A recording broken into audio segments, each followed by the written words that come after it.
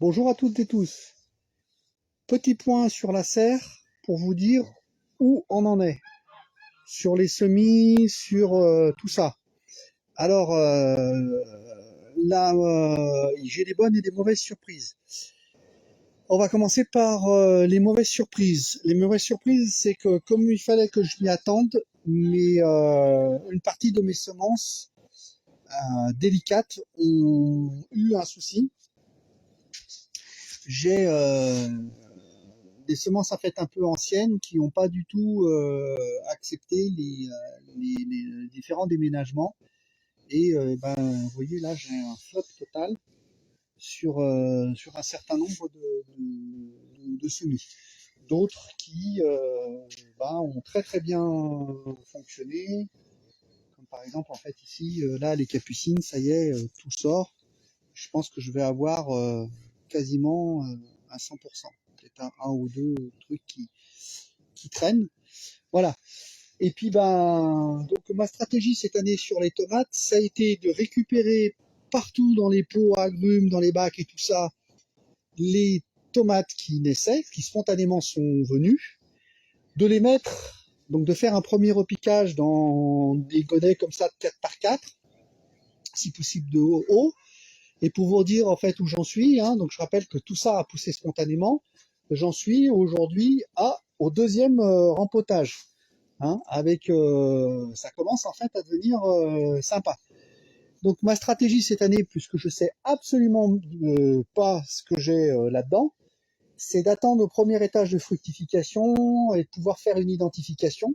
Alors, je répète, je reprends, pardon. C'est de pouvoir faire une identification et je pense pouvoir le faire dès le premier étage de la tomate en fructification pour avoir une idée de ce que c'est et de faire un dispatching. Là, cette année, je vais mettre un certain nombre de tomates aussi dans la serre pour assurer, pour pas me retrouver dans la situation de l'année dernière. Donc, j'ai pas trop envie d'avoir des variétés déterminées dans la serre qui prennent beaucoup de place, qui sont très buissonnantes, et plutôt d'avoir des variétés indéterminées et qui va me permettre d'utiliser les fameux rollers pour pouvoir, si possible, être en hauteur.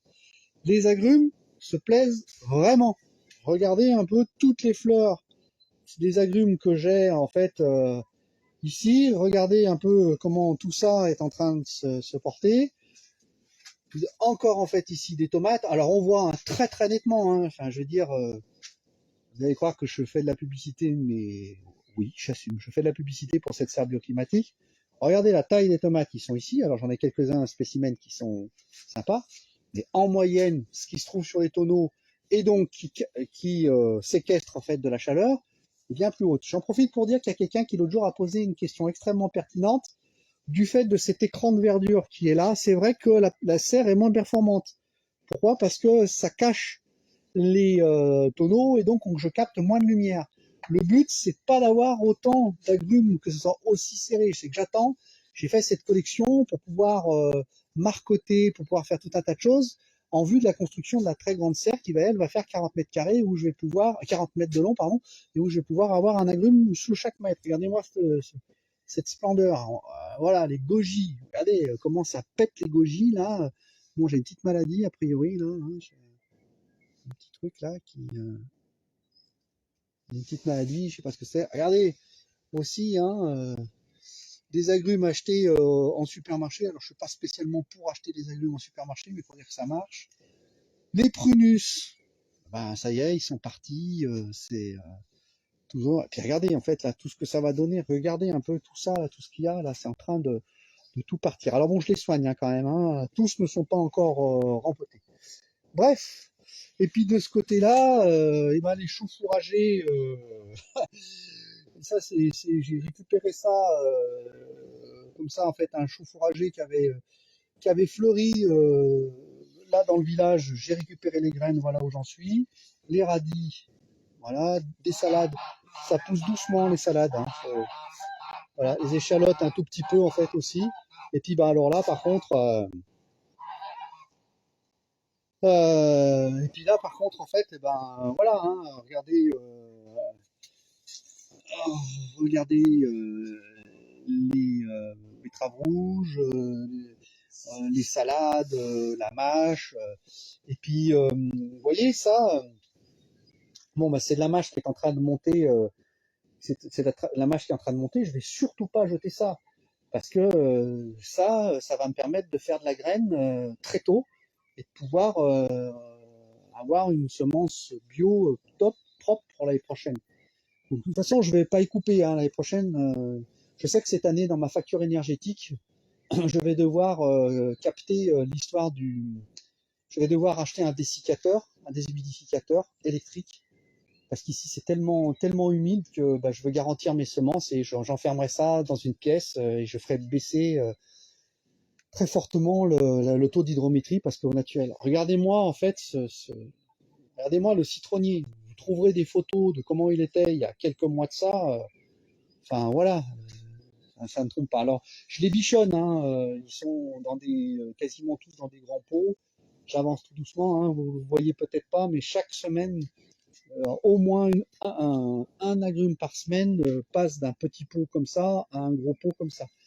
Puisque j'arrive à récupérer. Voilà. Et je suis toujours, mais je vous en reparlerai, dans ma fabrication de pots comme celui-là en bouteille de gaz, hein, comme celui-là.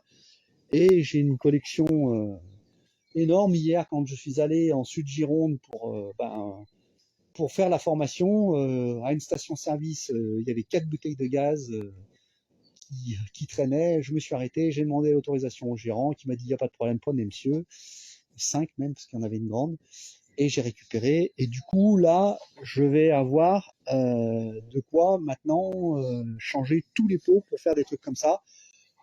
Je vous en reparlerai. J'ai maintenant un découpeur plasma. Je remercie beaucoup la boutique du soudeur qui m'a fourni un découpeur plasma qui va me permettre de découper à moindre frais ces bouteilles. J'ai encore un souci toujours lié à l'humidité, c'est que je ne peux pas l'utiliser. Il y a trop d'humidité ici. Du coup, ça fait des micro-bulles et ça empêche en fait de couper correctement. Donc, il faut que je règle ce problème d'humidité. Bref, mais ça sera l'occasion de vous faire encore une vidéo. Voilà, et ben écoutez, sur ces bonnes paroles, je vous souhaite une excellente fin d'après-midi. Vous entendez les oies gueuler encore une fois. Vous voyez que tout ce qui est figuier, kiwi est en train de partir. Il n'y a que lui là, je pense qu'il y en a un ou deux là.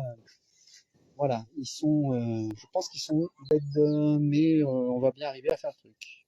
Voilà, voilà. Et ben écoutez, très bonne soirée à vous. Prenez bien soin de vous et à très bientôt, j'espère. Au revoir.